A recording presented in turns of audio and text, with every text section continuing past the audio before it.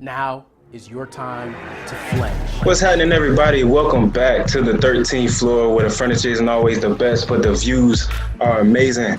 I am your moderator, B. Jones, and the furniture is moving on the 13th floor, ladies and gentlemen. We are transitioning the show.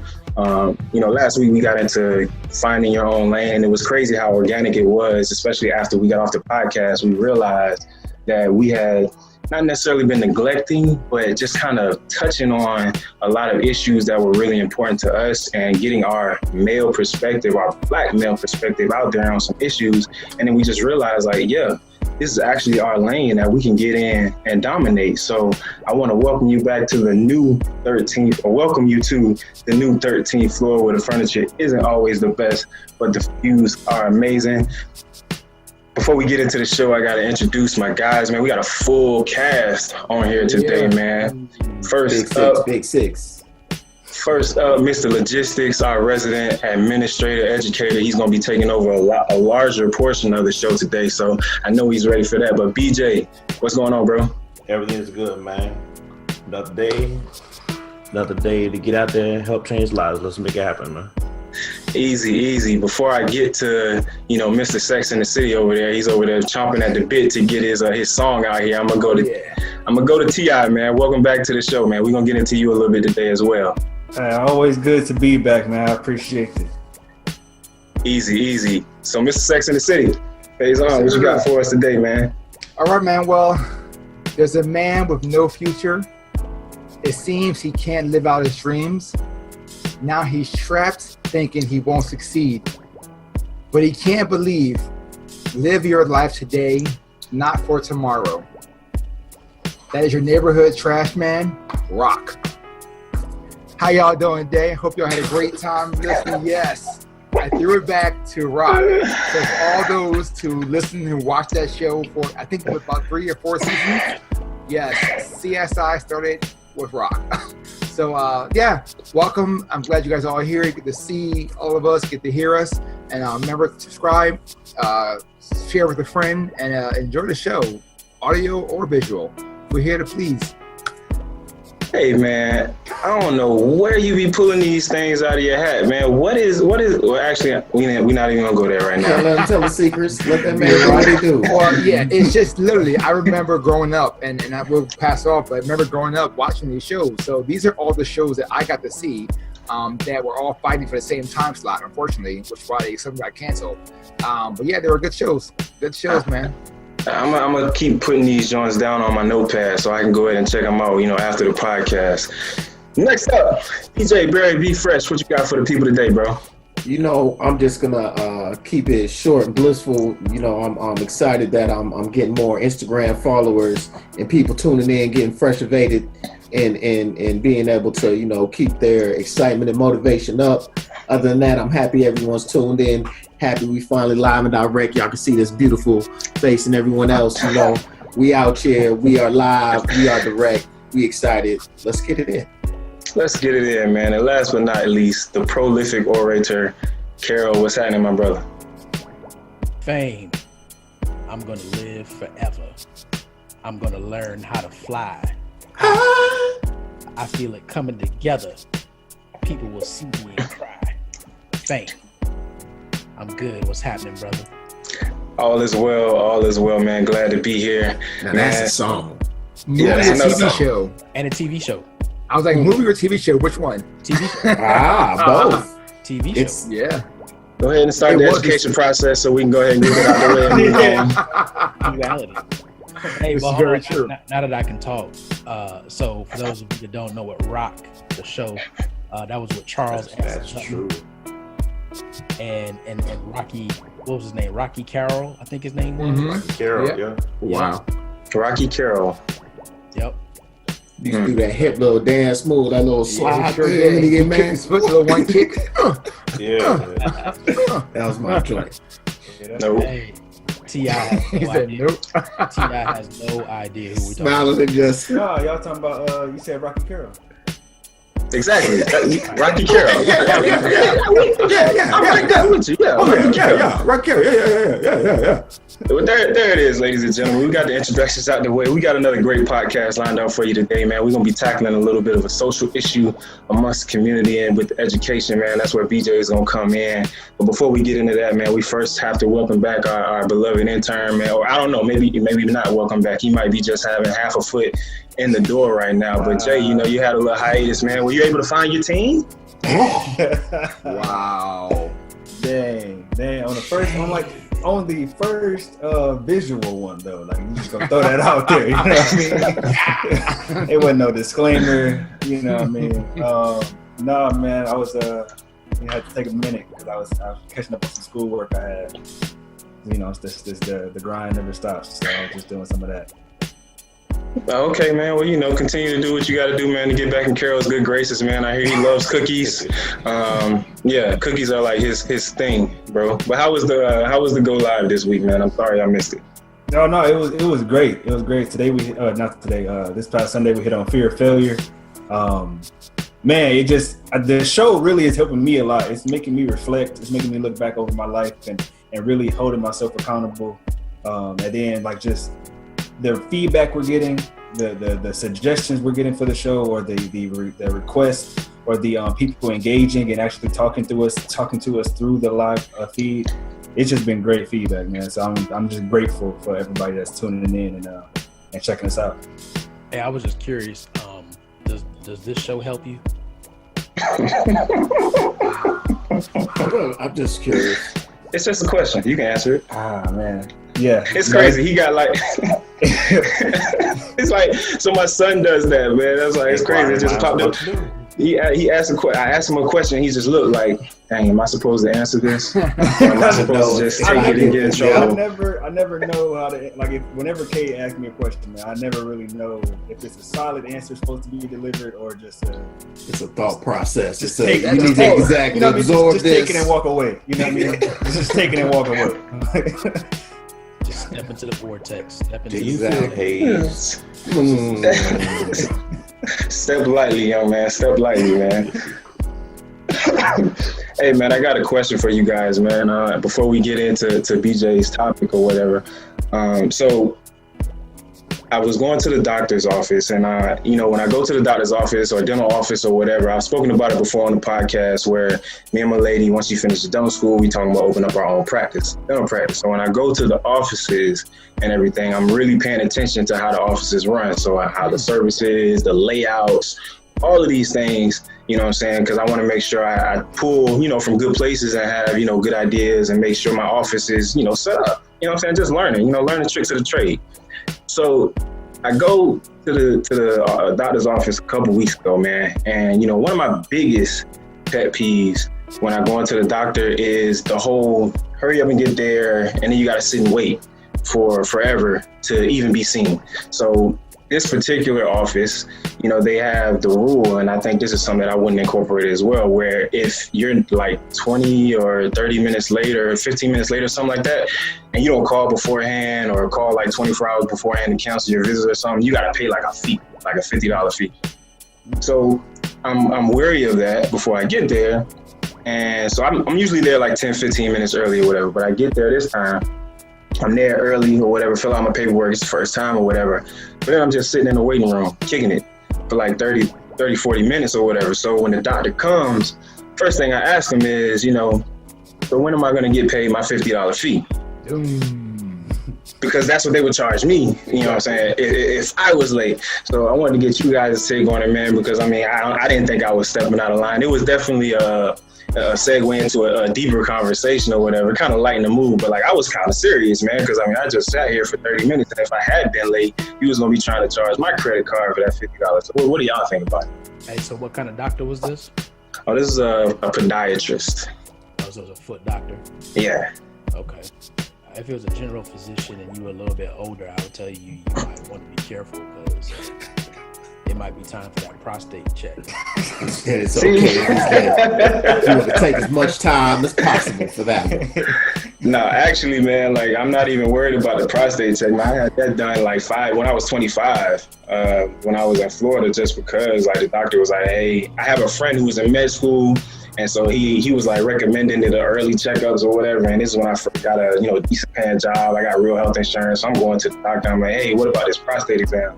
Not really knowing what all is entailed or whatever. And then got my mind blown or whatever. So yeah, not too worried about that. The next time. Like pressure. He said, oh, I got you. I'm gonna let you know what it is. I got you. Oh yeah. Nurse, get the Vaseline, please. No, but as far as like the whole like you hurry up and get there and wait. Like I work at a pediatric office, so I deal with that. Like parents coming in, and the problem is, man, like you don't know how many people came before you that were late, and then that pushes the doctors back, and then so like it's not. A lot of it is not necessarily on you. It's a lot of or on them as well. It's other people that play a factor. The snowball effect. But you know what? Yeah, it really does. I've seen good doctors and I've seen good practices where, for instance, EJ, she's currently pregnant right now. So going to a doctor and seeing that the setup where if someone is late or they're running behind, the doctor has people who, before you see a doctor, let me see somebody. Walk into a room, let somebody walk in, check my blood pressure, check something, so that I feel that even if you're running late, the time is already moving because someone's doing some work, or I'm already doing the urine test, or doing this test, or doing whatever. But just sitting in a room by yourself waiting, that's like the worst. That is the worst. Someone needs to talk to me. I understand. Exactly, and that was the exact situation, man. Because I can definitely understand if it's a full waiting room, like I kind of expect to be delayed a little bit, but it's me and like one or two other people in here, so it's like, why am I waiting 30 or 40 minutes? And if your schedule is that backed up, I mean, maybe you need to be looking at what you have going on, and don't be trying to charge me $50 if I'm coming late, man. Like if you're gonna be late, how you gonna charge me? Like you gotta pass. You gotta pass. They need to be able to make exactly to notate your account and wait a minute. Let me get that discount. One pass, exactly. You get one pass, no copay on this one. You can go ahead and go through. But it's honestly, like you said, it's a teachable moment for yourself to look for ways to implement. I think exactly a better in system. any business. It's good to have those touch points, especially if you are in a business such as a doctor, a dentist, where you are going to pretty much know that you are going to incur wait times for your clientele. Right. That it's about understanding and making sure that there are touch points and contact points with those patients or clients in order to make them still feel welcome, even when there are those down moments. So being able to know when they come in, you're greeting them. There's things for them to do in the waiting area, just like Art said. Once they're going to the back, there's somebody who can do some simple things to make them feel like something's going on, taking their blood pressure, doing whatever. But then also after they've been sitting there for 5-10 minutes, that somebody else comes back in and can maybe discuss a little deeper what their main issue is that day or whatever's going on, in order to continue to make that patient feel like they are involved in the process instead of sitting by themselves. All right, so I got 3 things. 1, hi, Maddie. Before you go, okay. Did we see remember the thing we saw in the news where the mom came in? That it was the CNN interview with in the back. Yeah. Okay, go ahead. I'm sorry. Go ahead. 2, I have a suggestion for the dental office. PlayStation and Xbox. Okay, have they never done that? Okay, why have they never done it? No, they have. So I went to the best dentist I ever did as a kid, and they had arcade games, broken arcade games. Like broken as in like there's no cord needed. You press the start button, no problem. In there, and that was like the highlight of the.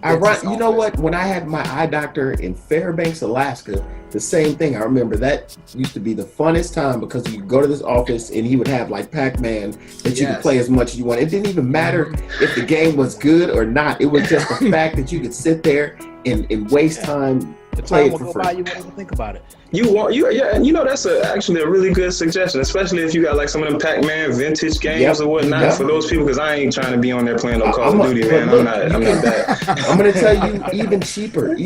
You could set up like 4 or 5 flat screens, and Right. you can get. They have the new arcade things where they're like $100 for something that has every Sega, Nintendo, Yeah. every old game Like the system whole that you package. just have like 4 of those set up, and literally people could just go in there, here, play Nintendo, play Super Nintendo, play Genesis, whatever it is, and it would be easy to entertain them. They could sit there and have a good time because they'll be able to play with their kids and reminisce on the old days. Like, this is what Super Mario used to look like. Oh my God, he looks just like Squares. What is that? Minecraft. This is what we call 8-bit graphics. Right. And then here's my third thing. So, Jay, since you work at the pediatrician, do you get priority scheduling for your appointments? The truth comes out. I Oh, so we just go. Okay, this is what's gonna happen. The whole, so this the whole show. Exactly. Is this show about education or is this show about Ti? You know what I mean? Educating the world There or is a TI. T. It's also No. the Welcome Back. It's also Okay. the Welcome Back Okay. TI podcast. I was gonna do Welcome Back Carter at the beginning Hey, that would have been a nice drop. That'd have been a nice drop. next week. Next week, easy, man. So after the levity of that situation and me and the doctor having a decent laugh, even though I really did want my $50, we we got on the subject of education somehow, some way, man. I don't remember exactly what it was, but this man who I will leave out happened to be a 45 supporter. Hey, Brett. And Hey, Brett. yeah. I'm sorry, bro. Go back. What's wrong with your feet, man? dang it, I thought I made it out. I thought I made it out the woods. You know, That's ran my track man, and Coach everything. K. He ran track. Don't Like I try got to ankles. try to skip an important part of the story. I did. Let's talk about that gangrene. no, man, it ain't really gangrene. You got a But, nah, no bunions, man. It's just that annoying toenail fungus, bro. Like it's trying to take over. So I got to get that junk, removed. Right now, quickly. it's fighting the captain. It's Right. I'm the captain now. Hey, listen, man. I got the treatment like 2-3 weeks ago. I got 2 more to go. The junk hurts. It's like getting a tattoo, but like times 10. And I have plenty of tattoos because it's a laser, man. It's basically burning you. And I got brands. I have tattoos, but it's like it's annoying, man. Like it's annoying, and it's a small area with a lot of nerves. So you just it's like 1,000 pins and needles just sticking you or whatever. Like getting your teeth clean. No, that does not hurt. It's not. What? No, it doesn't Why hurt. does it No. hurt? I hate Yeah. it. That's a whole other topic. Never mind. Yeah, Go ahead. something's wrong. Something's Yeah, wrong. so a couple more treatments, and a year later, I'll have I'll be back to my French track feet or whatever. But anyway, moving right along. Were you about some French manicures? No, French manicures, but I'll actually be track fresh feet. track feet. Get them buffed. Get them buffed. Oh, Yeah, you know what I'm saying? You gotta take care of your feet, man. They take care of you. You do. But yeah, so we somehow got on the topic of education. And so me and this dude are going kind of back and forth, man, because he makes the bold statement that, our 45th president is going to be looking to get reelected, and one of the major ways that he's going to do it. Oh, that's how we got on the subject, because I was talking about Mike, Panache 5, how I used to work with mentoring programs when I was back in Miami, and how we were kind of looking forward to doing that, with our group. And then he was Shout like, out to Deacon Root, bro. yeah, man, he'll make it back on here someday. He's out there, training his next Hall of Fame pitcher Right. or what have you. But shout out to Nothing but Mike D. heaters. Nothing but heat. But yeah, so we were talking about that. He was saying how he thinks Trump is going to utilize that type of program in the inner cities to, with Betsy DeVos being the Secretary of Education or whatever, to try and utilize that to win the African American vote in the next election. And so I gave him a swift side eye, because I don't necessarily think that, our 45th president is going to do a whole lot of anything that is going to directly benefit, that community. However, he is a very smart businessman. He did somehow manage to, win over enough folks to get into the White House. So he definitely knows his strategy. And if it's coming from Steve Bannon, it could happen. But then he went as far to say how the charter school system should overtake the public school system, and then to allow some sort of voucher program so that the parents or whoever have choices. And so, I challenged him on it because I personally feel like, especially after having a little bit of an education from BJ, who's going to jump on in a minute, but I definitely feel like the charter schools, they can't really replace the public schools because, one, the infrastructure isn't all the way set up.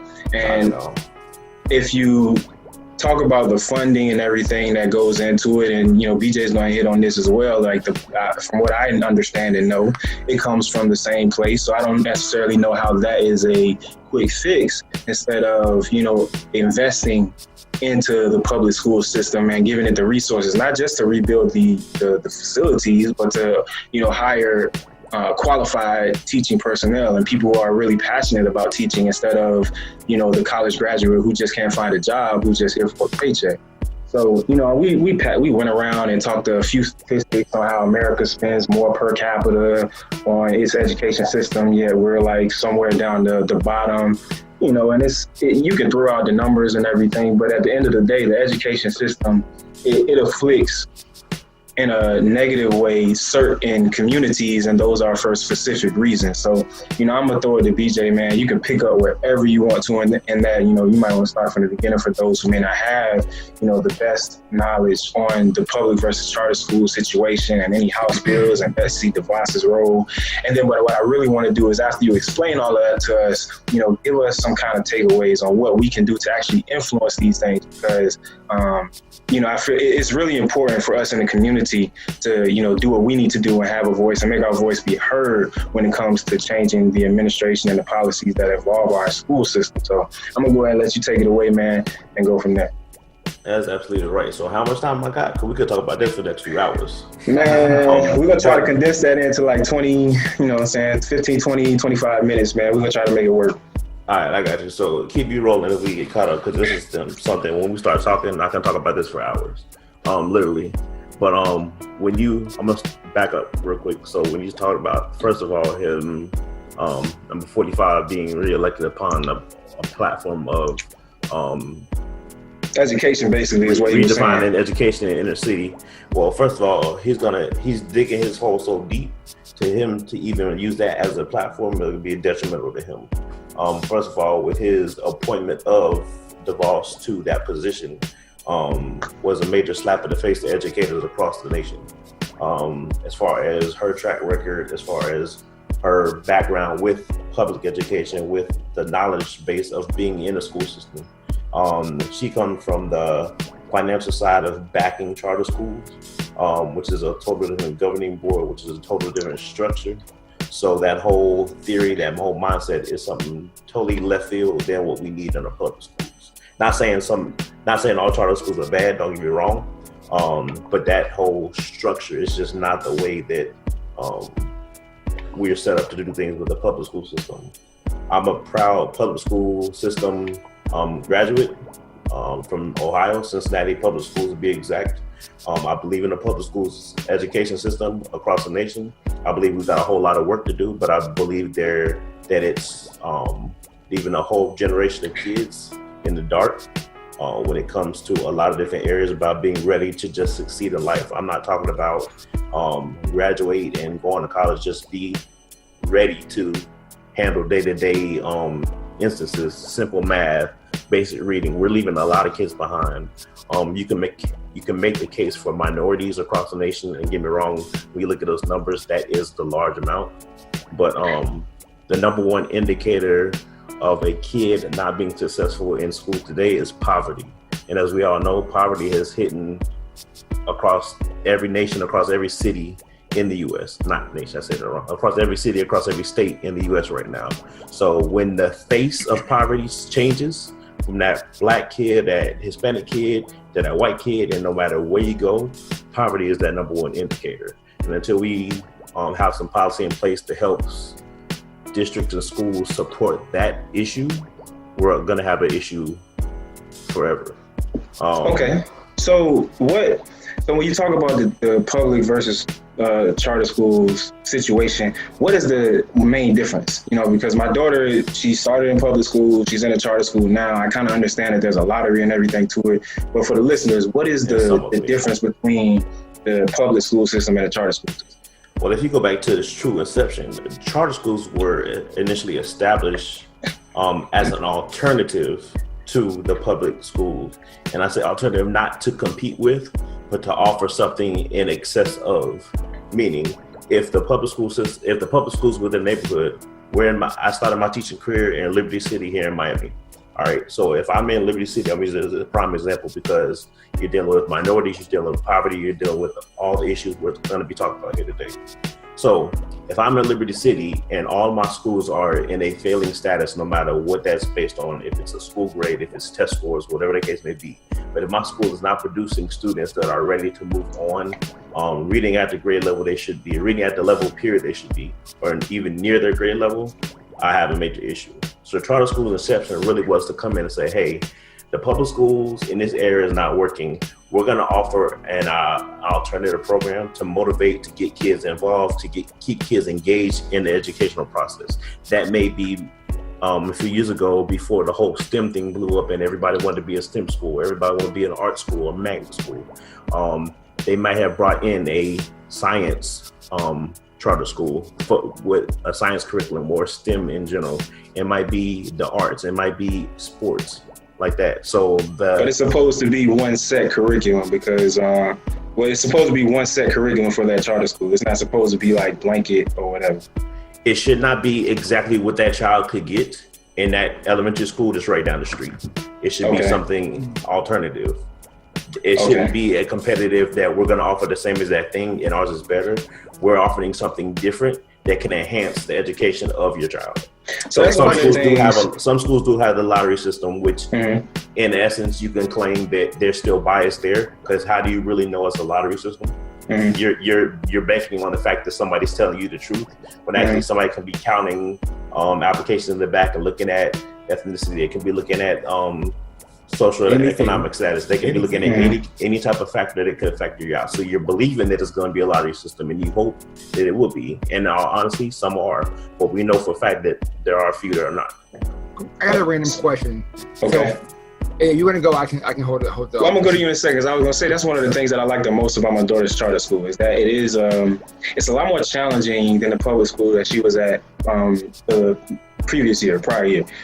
They make them think a little bit more outside the box. They teach some of the same concepts, but they're exposing to them a lot of different things, especially when it comes to worldly, wisdom and things about different cultures or what have you. So I don't necessarily know if there is any type of STEM or science or whatever like program specifically for the school, but they do teach in a just a little bit more different manner. It's a little bit more challenging and everything, but I feel like I'm gonna let Art ask his question first, but then I want to get into what is the difference or what is holding the public school system from teaching a similar curriculum.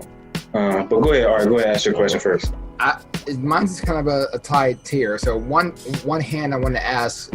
You mentioned Liberty City and how the schools are all failing. What makes that a failing school? Is it the family situation living in, or is it the school? That's one question, and we'll hold that out. But the next one is, when I grew up and when I went to high school, and I was a public high school kid after 8th grade, my school, Bartram, had that same program, but it wasn't considered like charters. We just had like different schools. So the main building was where you get generic or general population, generals, math, science, everything was there. But then there were different buildings. So I went to the business building. There was an art and science building. There was a engineering building. And this is in high school. So it's kind of like you were able to go through a magnet program or a charter school, but still be in the public system, but specializing in that specific field. So what happened to that? Did that just die off? So my school in Cincinnati was very similar, about almost the same. We didn't have different buildings, just different wings within the same school. So same setup. That style, that method of teaching is really, I can't say outdated, but in order to spread out, because I can think of that school in particular, kids came from all over the city to that location. Mm-hmm. What started to happen is you pull the I say the best talent from over the city to one location, and the other schools suffer because you're pulling the top students from those locations. In that case, let's take around Liberty City. So you got Northwestern, you got Central, you got Booker T, who's not that far away. I'm trying to think everything else around there. There's a few more high schools in there. North Miami is nearby too, so kids have an option to go. But each school has their focus. So for instance, Northwestern, they always had some CTE programs, career and technical education programs. Like right now, Northwestern is the only school in the U.S. that still has their laundry. I can't think of it, the name of that program, but they actually have a laundry facility to take a dry cleaning program. So they're teaching a skill for kids who do not want to go. Because face it, one thing we got in the trap in the U.S. in the trades, but it's not your old voc ed programs that used to be where all the kids who they knew or they thought weren't smart enough were going to get pushed in just to get a trade. Right. Voc ed programs today are more rigorous than some other coursework that you're going to get just going through 9th to 12th grade, just in a standard diploma. Like those kids are coming out of the old voc ed, which is now CTE, career and technical education courses. They're coming out with their AA degrees because they're doing dual enrollment at a college level, or they're coming out with the certifications that an adult would have, and making pretty much more than their teacher, who was just teaching them in high school, is making coming out of those programs. Wow. So it's a whole different aspect now. To jump back to what Brett was saying about the whole theory of why isn't public education adopting those ideals, because you have to realize one of the things that, and I don't know what type of school that is, but let's take a Montessori program, for example.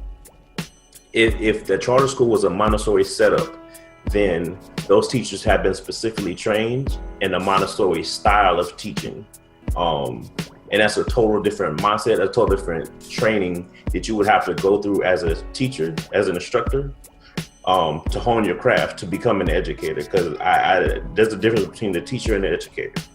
Educator is somebody who's invested in their craft. A teacher is somebody who's there day to day, whose job is just to pretty much get you through the course. BJ's personal opinion, we can argue sometime. B.Jones at UMiami.edu, if you want to debate that, I'll do that with anybody. But anyway, that was a good breakdown. I will say, actually, though, that's a excellent way to kind of break that down and get people to understand the difference. And there are lots of, I'm sure all of us encounter many teachers in our, education that it's a huge difference in being able to find somebody who wants to educate is valuable. Very valuable. Yes. To be an educator, it's a craft, and you have to hone your craft. You don't just finish the day you're done with teacher college and you pass the test. If you're not continuous education, trying to hone your craft and make yourself better at what you do, and learning the newest ways to get kids involved and adapting yourself, because face it, I started teaching back in 2004, 2005. If I taught the same way then, today that I did then, I'm shot myself in the foot. I'm done. Very true. And that's just over 12 years now.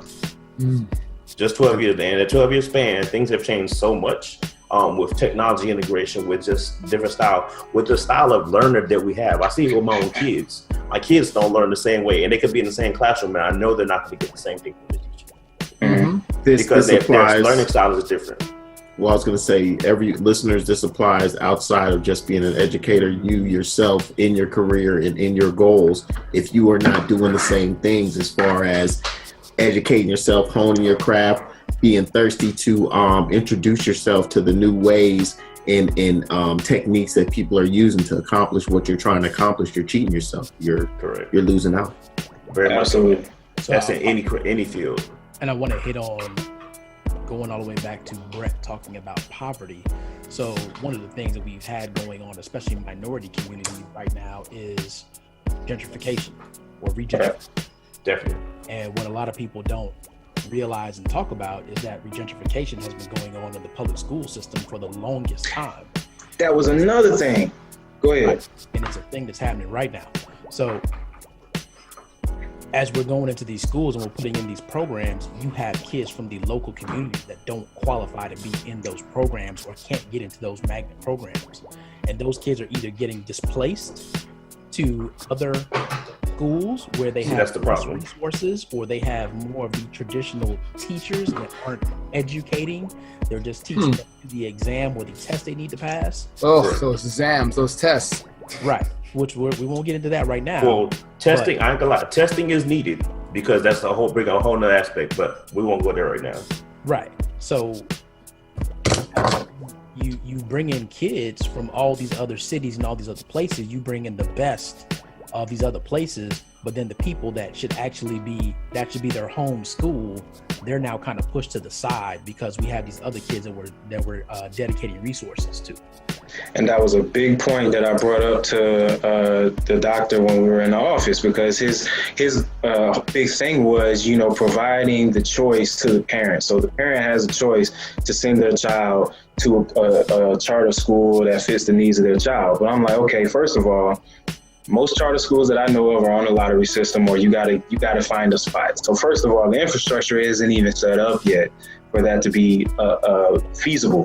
And then you're going to talk about what about the kid who just can't get to that charter school or doesn't make it in, or like you said, the gentrification of it. That's basically what you're doing to the education system. You're taking all of the talent, putting it in one space, or all of the kids who fit a certain description or look a certain way, putting them in one place and then leaving the others by the wayside, instead of taking and rehabilitating or resuscitating the education system, the public education system. One of the drawbacks with accountability nowadays, and again, I'm all for accountability. My job is an accountability right now. There has to be accountability in the schools in order to help certain schools move. If not, they'll get left by the wayside like they have been in the past. And I can give you some examples of that. But when you talk about those kids, so what happens when Carol hit the nail on the head? You talk about gentrification within the schools. So they bring in these magnet programs or whatever, and it goes back to the same thing I was mentioning before. So you bring in a arts magnet, which is going to bring in artsy kids, and no matter where they come from, they can come to your school. And it's a whole magnet. It's a lottery program within the school. They can select their kids. Now, again, like you said, those other kids who don't make the fit get left out either in a general studies program within a high school, or they have to go to another place, because really what they do is reconstitute the school a lot of time, which makes them able to be selective in their students. So what they're trying to do is bring in another group of kids to help boost up their grade, help boost up the stats within the school, so the accountability system is not have their magnifying glass on them looking down their backs at everything they do. So they're playing the game. Education, if anybody tells you it's not a game, every single day, like, you learn how to play the game. Bottom line. If somebody tells you any other different, they're lying to your face, or they don't know the game themselves and they need to get out. Bottom line. Gotcha. So I got one more question, man, before we get into how us as parents or people in the community can start influencing, the education system to better fit our needs. There's a big myth, and I say myth lightly because it might actually be true, but you'll be able to debunk this or not. There's a big myth that the charter schools are actually much better than, the public schools, or that they perform much better than the public school system. Is this necessarily true? You have cases where that may be true, then you have cases probably more so than not in the state of Florida. That's not. I got a prime example from today that just happened at the State Board of Education meeting here in Florida.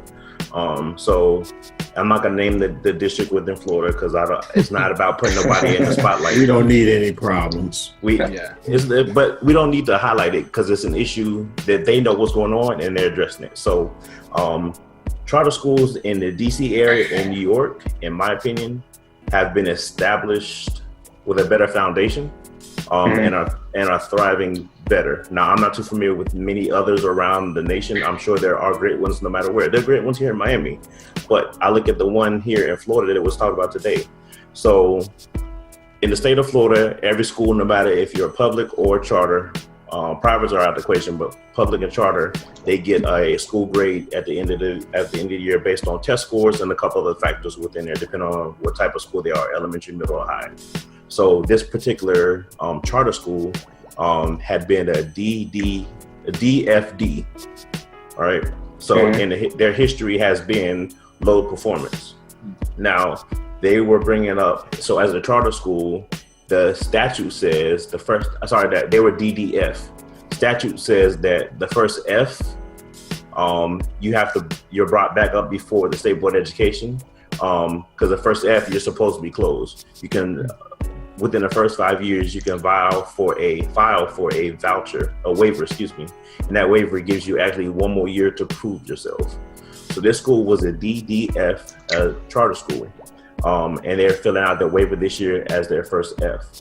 So they got up and pleaded a case of why they believe the recommendation was to not renew their charter. So basically the charter school would close down. The State Board of Education has the right to do that with charter schools. A lot of myth out there is the state of Florida cannot shut down a public school though. That's a district decision. Again, that's a whole nother topic and myth that's out there. But this individual charter school stood before the Board of Education, pleaded their case. The commissioner's recommendation was to not approve the waiver. So basically the charter school will be shut down for this coming school year. And somebody from the community got up, and this man had to have driven 2-3 hours to come to this meeting to speak for 30 seconds. And he got up, and matter of factly, no emotion on his face, very bluntly just said he supports the commissioner. He doesn't believe this charter school needs to be to receive the waiver, because if you look at all the other public schools in the area, they were all either A's, B's, or C's, and can offer a better than, and in almost all cases, a better education opportunity to the kids of the community than that charter that has 3 considered unsatisfactory grades of DDF. Wow. And the State Board of Education upheld that the commissioner's recommendation.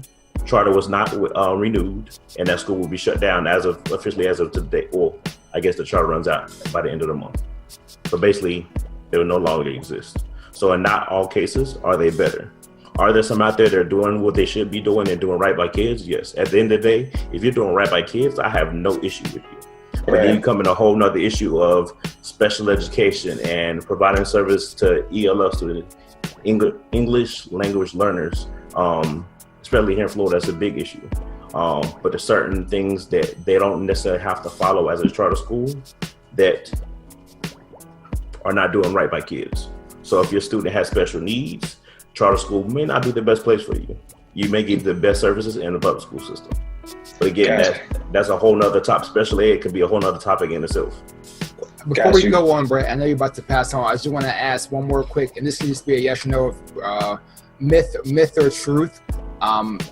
Been told that charter schools are a business, and one day they can be here, and the other day they can just close down and take whatever things and just be gone. That's truth. There were several here in Florida that have closed.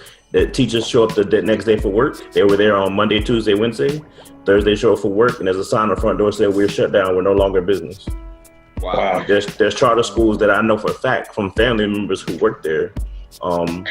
They showed up for school, showed up for work for their 2 weeks, and it was payday, and they said, "Ooh, we don't got no money. We can't pay you this week." Wow. We don't know when we can pay you, but we expect you to come to work. Wow. So they had a choice to make. What did they believe that money was going to come in and pay them back and then pay them ongoing, or to walk away? In that case, my decision was to walk away. Right. Wow. That's tough. So let's talk about something that we can give the viewers and the listeners.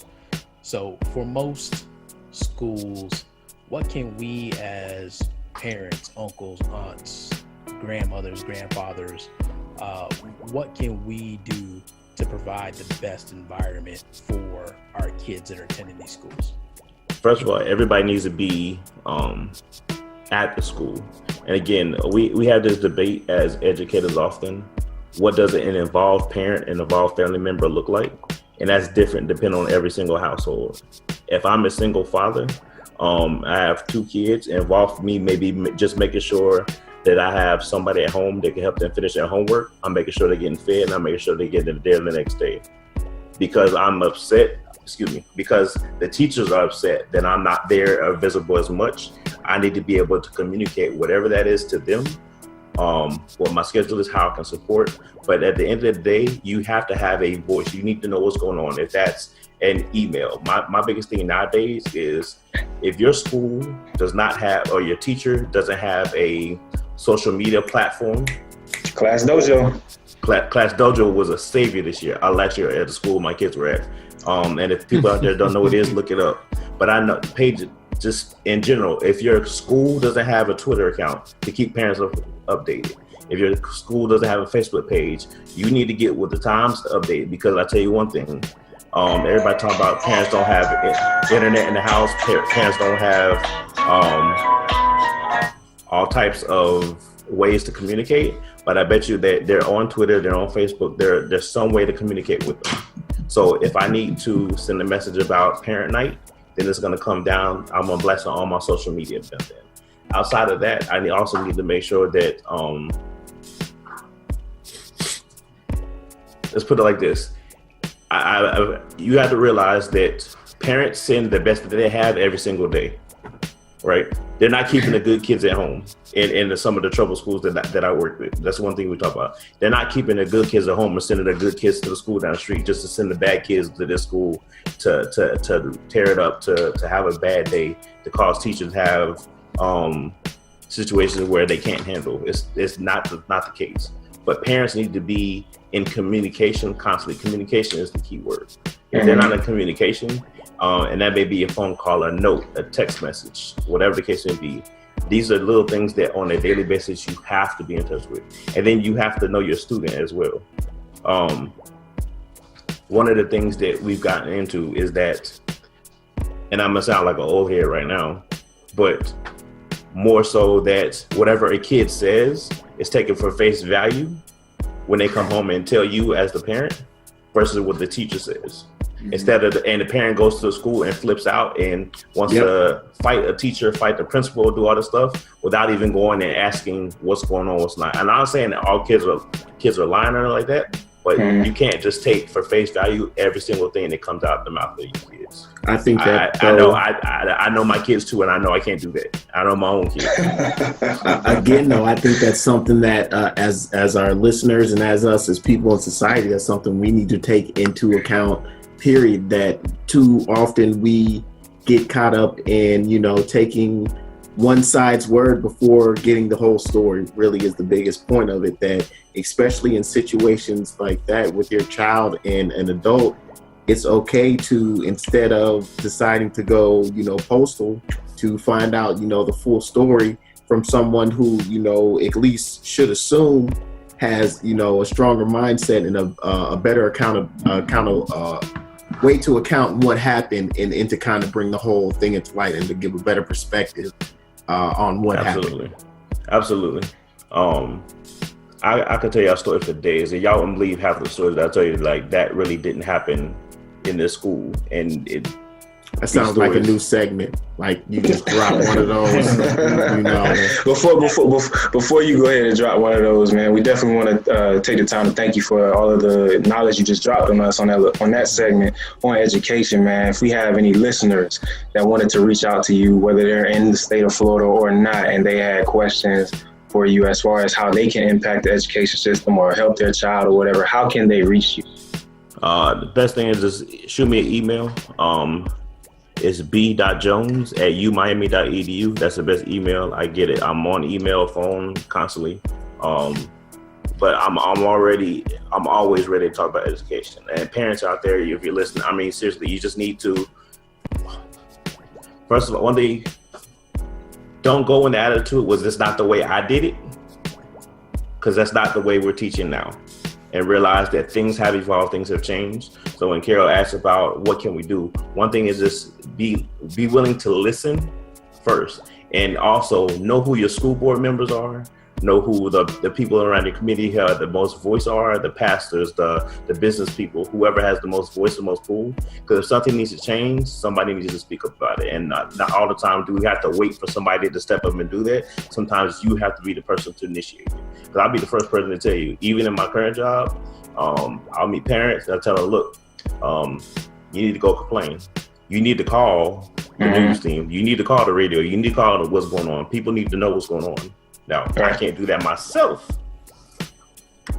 but you're a parent here. You can do that, make that happen. When did that change? The squeaky wheel gets the most oil.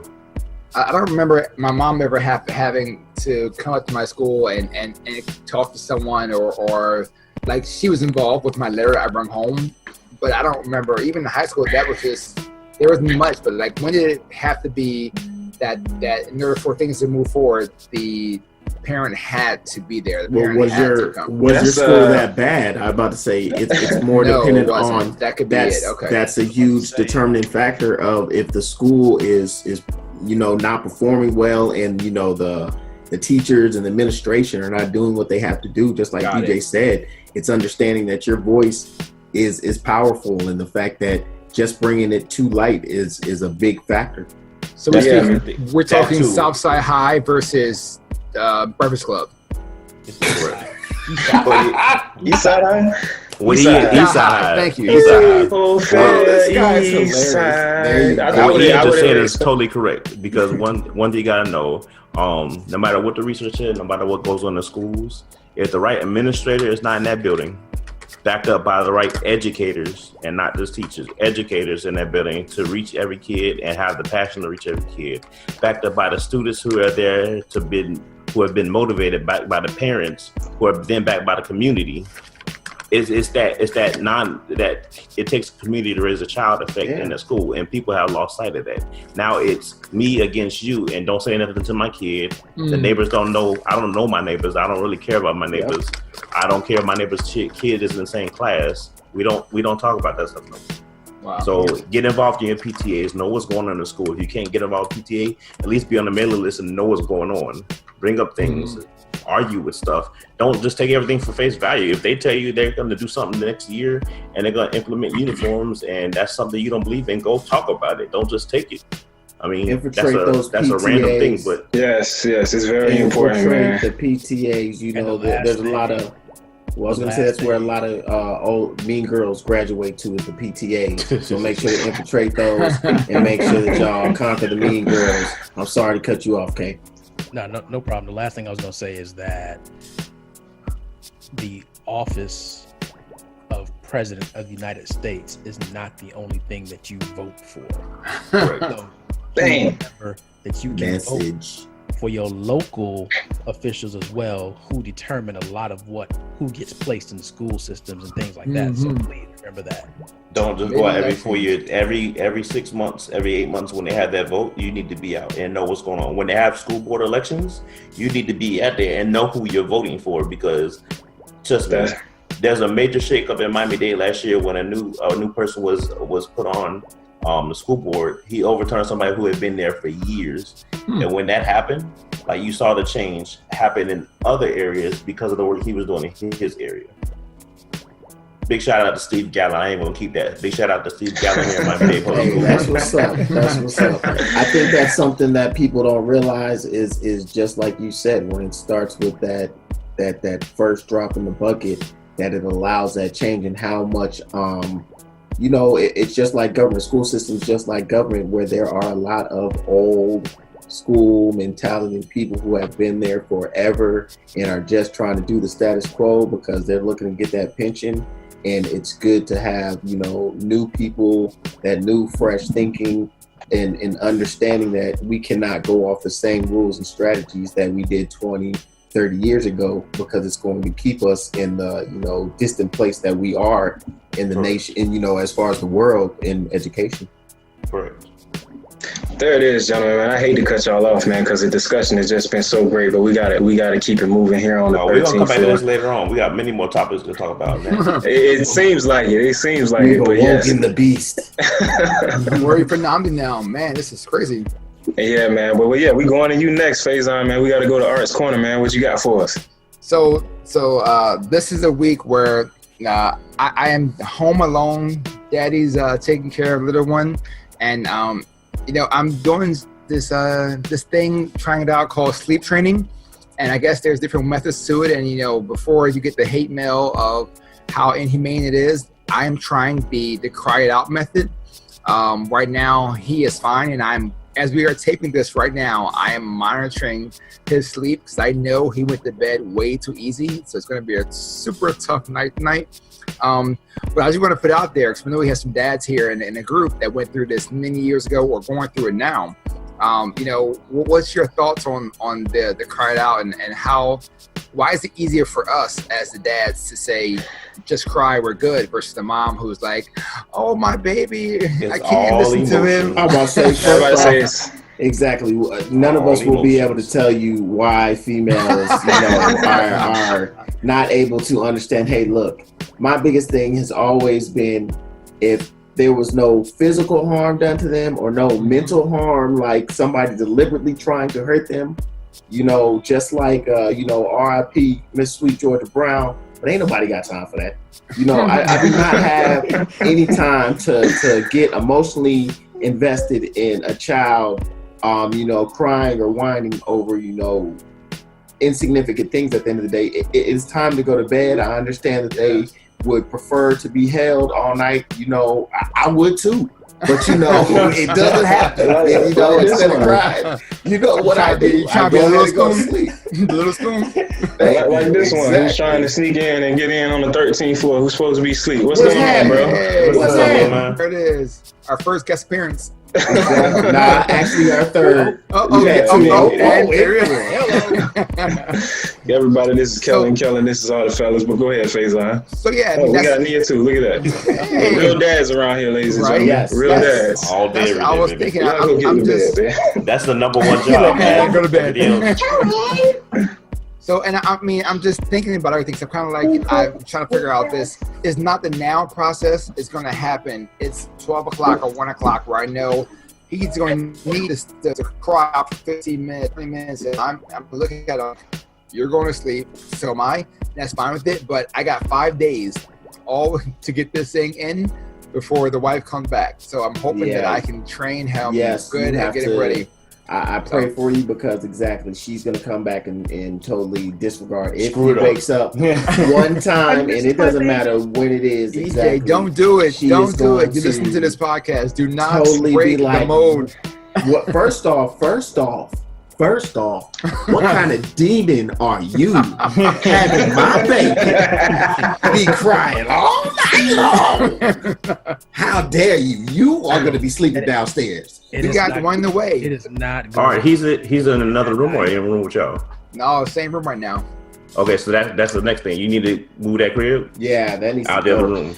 We're getting a 3-bedroom. 3 bedrooms coming in September. So the move's happening. Because I got to get ready for baby number 2.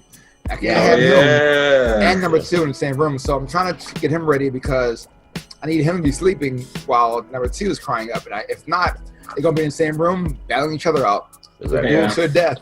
Now, you know what? Sometimes, though, they kind of will cancel each other out. They be able to have that, like, mental baby talk of, like, at least we here together. We in this jail cell together. I'm gonna throw you some cookies. You throw me your bottle. Let's just go ahead and negotiate.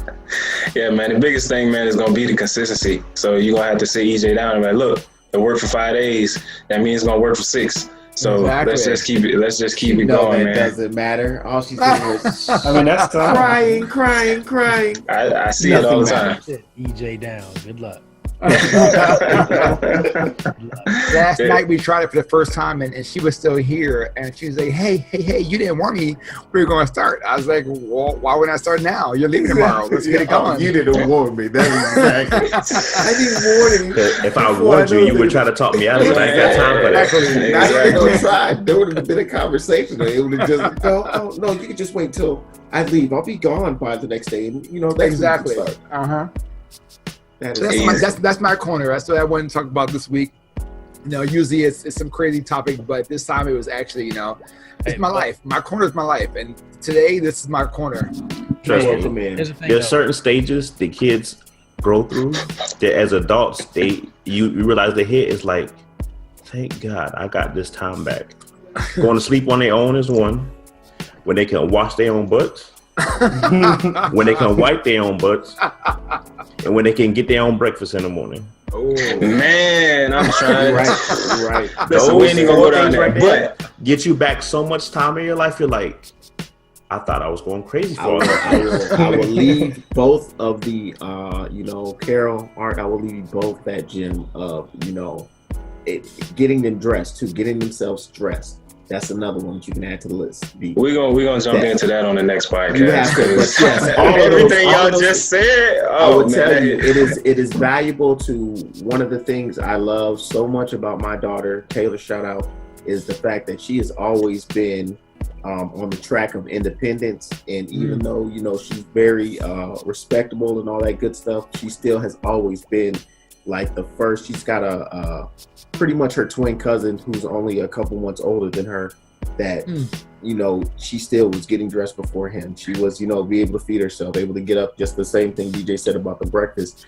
that all of those, I will leave y'all with those gyms. Work on that early, encourage them, allow them to do, don't get so upset on the, I can do it. Go ahead and let them try and work them through getting them to do it, to make them do it, because trust, there's nothing worse than having to be that helicopter parent and always doing stuff. Don't do it.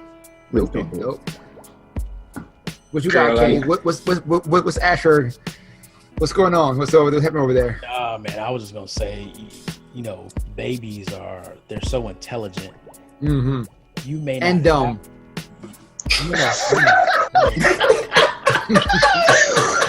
What? Ladies and gentlemen. No, there's some dumb moments. There are some very dumb moments. You gonna beat your They're head? learning art. They don't know no better. That was great.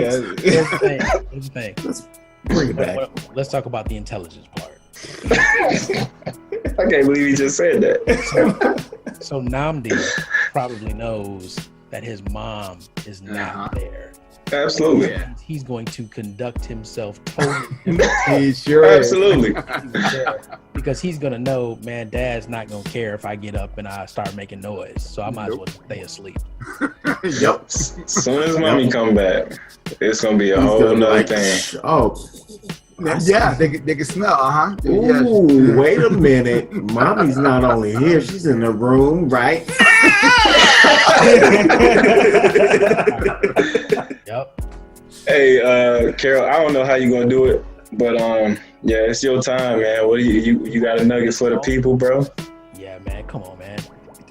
Wrap it up. If you got a bet on me. Come on, man. Bet on There black. it is. There I you love go. Bet on it. black. Oh, Yes. 7-Eleven, 70 go. back on Coach Little K, Joe. bring us home, baby. Hey, Last so huddle. I'm gonna take it back to teachers versus educators, and we talked about that in the platform of schools, but there are so many other platforms that you can apply that to. So you can be a father or a mother versus a parent, be a supervisor versus a leader. So get out there and get involved in your different areas that you're in and find out, what are you developing people, or are you just helping people to maintain in their current capacity? Think about that. And once you figure that out, let us know. If you need some help, we can give you some direction. Here on Yeah. the 13th floor, baby. There it is. Hey, be fresh, man. Before we get up out of here, man, I drop all of these. You can listen here, there, and wherever. First jam of the week, baby. What you got for us this week? Again, I thank my Instagram followers, my Facebook friends, all my fan page, the legions and legions of the fresh makers out there. We love and respect you. But this morning, after my actually midday workout, I went ahead and had the opportunity to listen to this new Damian Marley tune called "Living It Up." I'm gonna go ahead and drop it on the remix. Well, I guess we can try to drop it right here through the microphone. Give y'all a little taste. Hey. Man, I love the island vibes, man. I swear I love the island vibes. Always RIP to my dog, my fallen soldier, Big Bang. That island vibe stay with me. All day, every day, baby. Hey. Grooving. That is your fresh jam of the week, ladies and gentlemen. You can check it out. What's that? Damian Marley, Junior Gong. Damian Marley, Junior Gong, Living It Up. Y'all make sure to go check it out. I have it on Tidal. I support Jay-Z by Black, baby. Easy. There it is. Ladies and gentlemen, I hope you enjoyed the show, man. New format, new 13th floor here. Remember, you can check us out on the iTunes, Apple Podcasts, Google Plays, YouTube, SoundCloud, Facebook. We going live every week, man. You can check us on Fridays. We drop the podcast every Friday. So stay tuned with us. Next week. Comments. We need your comments. Please talk to us. Yes, We want to talk to y'all. We want to engage, not just talk to. We want to engage with y'all. We want to know what you would like to hear us talk about. We want to know more hot topics. We are here. We're ready. We got microphones. They nice. Let's do it. Let's do it. Shout out to my sister-in-law, Rennie Ingram. She is the only person that listened last week and actually attempted to count the number of sows. So by default, we will be sending her a Fledgeology t-shirt. How many did she get to? Well, I was going to say what was awesome is the fact that the souls that we dropped was actually 13th because we are on the 13th floor. So that was actually an Easter egg. It wasn't, we was doing that on purpose. Ha There it is, man. Make sure you check us out again next week. We're going to be talking about financial fledging within our community. Art's going to be he's going to be leading that discussion, man, to give us some tips, tricks, and we're going to get into that. So definitely check us out next week. But and very serious before you go, I want to put out an APB on T.I.'s voice. So everybody here, please. T.I.'s voice anywhere. Told you, man, he got a foot halfway in the door. I think what happened. No. B. That top button can choke you. How much time do we have? Just let me know. You got about 30 seconds, bro. We'll be saying we don't have no more. Like the whole. But don't worry, one of us will get involved in your school. Wow. No, man, like the whole show, it was really just it was phenomenal, like the education part of the show itself, man. Like I felt like a listener. You know what I mean? I felt like a viewer. But leave it in the comments, buddy. And like that, hey, there it is. You look like a viewer too. Hey, man. There it is, ladies and gentlemen. There it is, ladies and gentlemen. We are done here on the 13th floor where the furniture isn't always the best, but the views are amazing. Amazing. Now is your time. Now I can go catch Game of Thrones. Let's get it. Howard was dope. It was dope. It was exceptionally dope. I'm glad my dog about to get up out of the